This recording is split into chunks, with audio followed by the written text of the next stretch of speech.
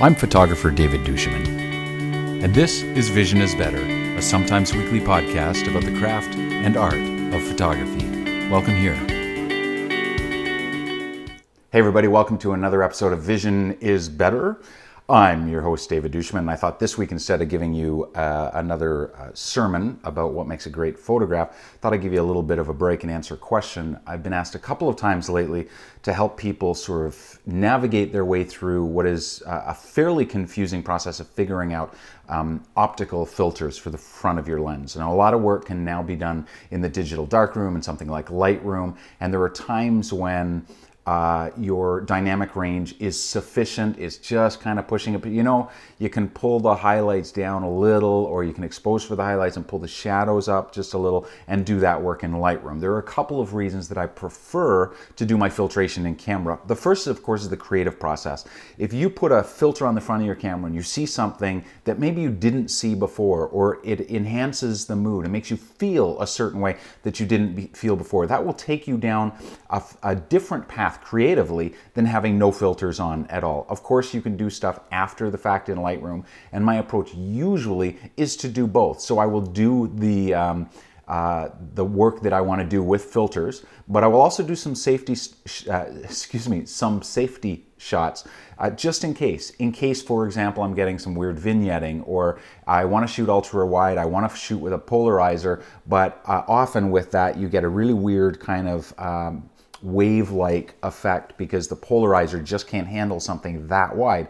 So I'll photograph it with the polarizer and without. I'll photograph it with the ND filter and without, just in case, for example, the skyline's kind of a little wonky and you've got a hard graduated filter. You might want later to have the option to back that off. Well, if you've put a hard filter on your camera and that's all you've got, you'll have more challenges in post-production, whereas if you have a safety shot, you might be able to bring that sky in a little bit better. So I sort of use a two-for approach, and I recommend you at least consider that. Use optical filters. There are things you can't do in post-production. You cannot, for example, suddenly slow down your photograph made at 1/60th of a second. You can't slow it down to 10 seconds in Photoshop. You can't polarize a scene in Photoshop or in Lightroom. So there are still things that optical filters are used for. So I'm going to tell you about the Lee system, and the reason I'm walking you through this is because I find it actually very confusing myself, and I thought if I told you kind of how it worked, it might be easier. So the Lee system holds square filters, and it holds them in this adapter. This is and I'm going to put all the proper names and some links. Forgive me, there'll be affiliate links, but I promise it won't cost you anything more. I'll link you to Amazon.com. You can choose to buy it elsewhere, but at least it'll show you the product. So this is the Lee filter holder, and I use the big one that's designed for SLRs because that way I can use it on my mirrorless gear, I can use it on my SLRs, and I'll tell you, I've got an extra ring on this, I'll tell you about in a second, but that's a plastic filter holder that clips onto another piece that you need to buy for each of your lenses, assuming those lenses have different size threads. So of course your lens has a thread on the front. This is the Lee 72mm standard, and there's a wide angle one as well that I've got somewhere in my bag. And you screw this onto the front of your lens. If you only have a 72mm lens that you want to use for landscape, then you won't need more than one. And I usually just kind of keep this thing on because I find it's a bit of a pain in the ass to actually put on. So you screw this to the front of your lens. You say some unsavory bad words. I'll pretend that's screwed on. I don't want to mess with it now. Then you clip on this filter holder, clip it onto the front of your lens, and then any number of filters will fit in there. Now, most of the filters you're going to get are a sort of a rectangle, which allows you to move this up and down in the filter holder. So if your horizon is really low in the frame, you can bring it down and darken that sky exactly where you need to. And that's why people are using these instead of just a screw-on filter, because it gives you a lot of latitude in terms of, you know, twisting this in the scene. Maybe you're doing a portrait and you just kind of want to knock a bright spot out of the corner. You can put this in the, in the corner and angle it. I've often handheld these if it's just a quickie and I just need to kind of do a little in-camera dodge and burn with some hot corners. this is a 3-stop hard graduated Lee filter, hard graduated neutral density filter. So it's 3 stops of neutral density. So it will allow me to darken, like in the case of the photograph that I've got on the screen in Antarctica, it'll allow me to darken the sky, knock 3 stops out of the sky without doing the same to my foreground, which will allow me in turn to brighten that foreground. Instead of having a really dark foreground because I'm exposing to get that sky down, I can keep the exposure of the sky exactly where it needs to be without blowing out, and then that correspondingly gives me a brighter exposure value for the foreground, which to a certain degree is how the eye sees. The eye accommodates for these sort of things. Once you've made the photograph, you've lost the ability to do that. You can't, after the photograph is made, see more light into it, but this allows you to do that. So here are the filters that I carry. This is a 3-stop hard graduated filter from Lee, a hard graduated ND. I also carry a, and it's not in this bag, but I carry a soft graduated, soft transition 3-stop, because I don't, 1-stop isn't enough for me. It's insufficient. I can use Lightroom for that. 2 stops is bordering on useful, but 3 stops is really where it's at for me. So a 3-stop hard and a 3-stop soft, and the difference between them will really depend, in terms of which one I use, depend on the topography that I'm photographing and whether I need a more natural, softer transition over, say, some mountain ranges where a hard transition ND filter is going to make it very difficult. So soft, hard, all of them, both of them, 3 stops. Then I've also got, where is it in here? I've made a real mess of my filter hive, but I also have a. This is also from.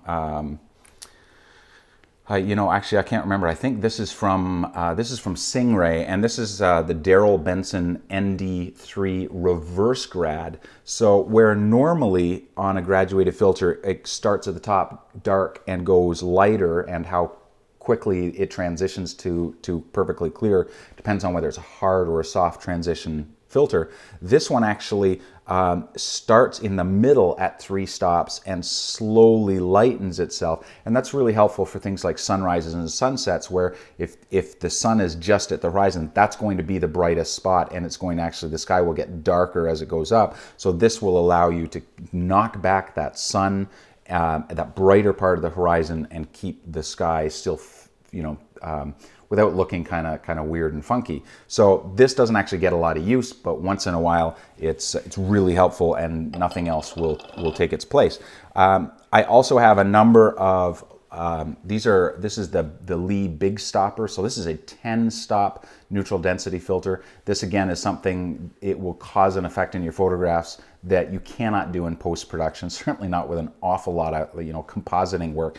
So this will allow me to slow my shutter speed down 3 stops. It's really hard to see through on a DSLR, but on the mirrorless cameras generally allow you to see through this and still make your composition a little harder to get your focus. So you pre-focus it, then you put the 10-stop ND in. Make sure you got a really good tripod and a cable release. But this, if you need to slow down and smooth those skies, or smooth the sea, or a waterfall or something, or if you're traveling and you're in Paris and you want a scene but all those damn tourists keep getting in the way, this will give you a long enough exposure that unless someone's sitting there reading a book, those tourists will disappear. The longer the exposure, the more chances of you getting a really clean shot.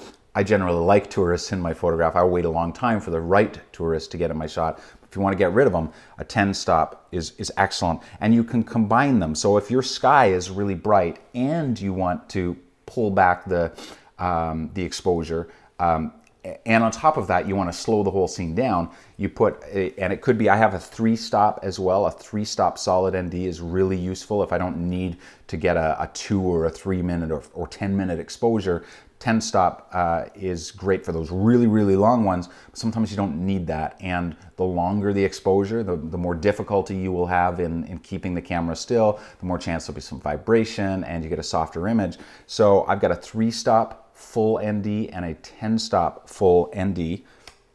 And you can sandwich them together so that if you want to slow them, slow the water or the sky and knock it back. But just be aware that the more filters you put together, the greater the chance that you're going to get a magenta cast, and you're going to have to do a little bit of color correcting. And of course, these are optical quality, but the more glass you put in front of the glass that's already there, the softer things can get. So you don't want to cheap out on optical filters.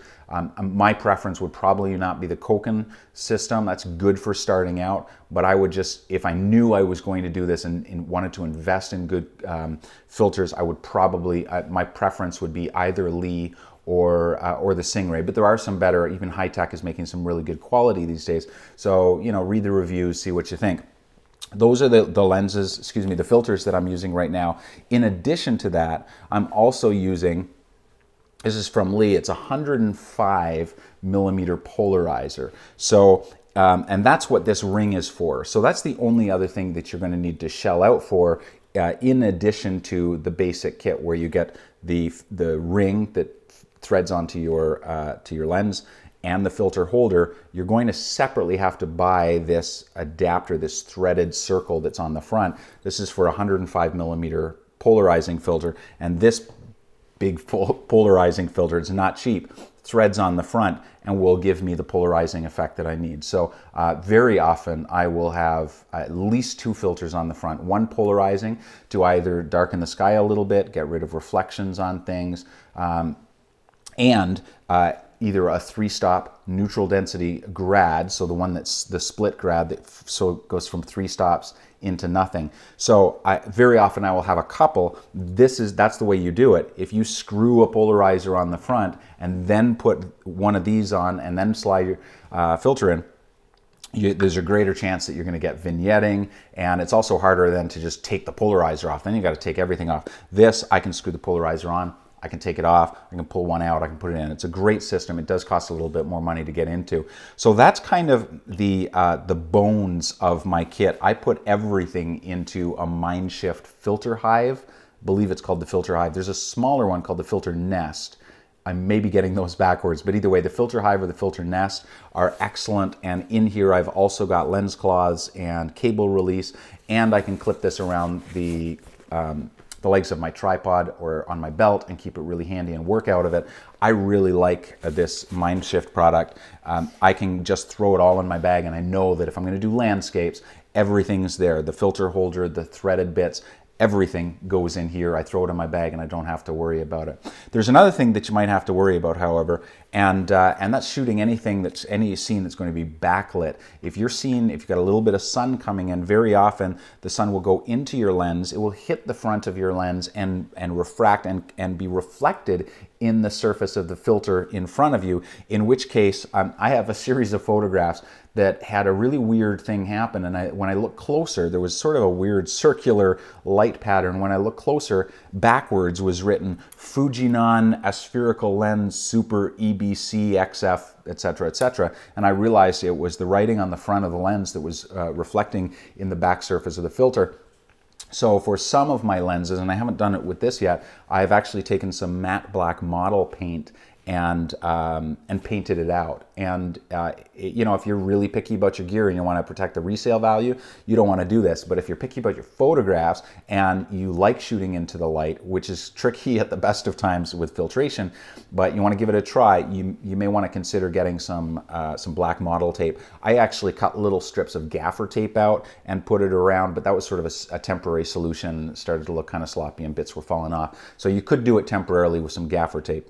Anyway, that's my filtration system. Again, I'm going to put it in the notes below in terms of the exact pieces that I use as a recommendation for you. If you choose to use my links, that's great. If not, fine. I just want them to be helpful enough that you can find them online, because I have not given you the exact Lee name for example, the filter adapter or the holder. So I'll put that in the show notes, but I wanted to walk you through so that it doesn't feel quite so intimidating. My recommendation, if you're starting out and you just want to try some filtration, I would say get a hard transition, a soft transition, both in 3 stops. So 3-stop soft, 3-stop hard, ND, and a solid ND, and a polarizer. Now, and that's a big starting out kit, but that'll allow you to do everything that you need to in terms of the effects that you can't do in Photoshop and that sort of thing. I don't use any of the colored, the old tobacco sky filter. That I can do later in Photoshop with much greater flexibility. Anyway, I hope this is helpful. Remember, gear is good, but vision's better. We'll see you next time.